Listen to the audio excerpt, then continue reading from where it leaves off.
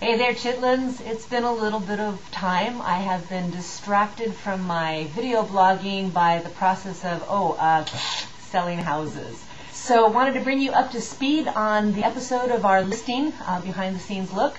Last time we talked, this buyer had just completed their inspections. They had done more than the normal inspections that we have here in Glendale. They did the sewer scope, the chimney scope, they had a regular home inspector, they had a foundation guy, they had a plumbing guy. They really inspected this house thoroughly. And let's face it, guys, if the buyer has a question and they want to pay for the inspection, they have the right to do so. In fact, they should do the inspection. It's uncomfortable for the seller. So we did the inspections. We were feeling pretty darn confident that we would get maybe a request for repair of the chimney, about $9,000, because the chimney did have a crack. And we thought that would be about it. However, the buyer saw it differently, and they gave us a request for repair credit of $18,000. And they did ask for a credit. They did not ask for the work to be done, which is good. I generally really counsel away from getting the work done prior to close. Better to get the money so that the buyer can do the repairs in the manner that they see fit, that they'll be satisfied with in the end.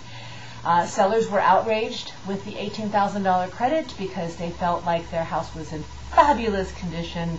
If there had been any problems, they obviously would have fixed them beforehand. And the buyer is, I happen to know because I spoke with the buyer and agent, a very professional young man. I happen to know that the buyers didn't ask for everything they felt the house needed in order for them to feel satisfied with the condition. So they had already made compromises with the $18,000 credit. So the seller, in a state of shock, had to really think about it.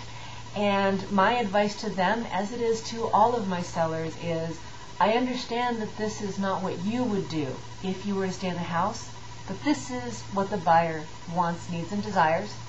And we need to talk about, if you don't settle this negotiation with the buyer, what are you going to do? In the end, the seller decided that it was more important to close the transaction and move on with their life than it was to stand on their principle that their house is in great condition, and if they think it's great, the buyer should think it's great.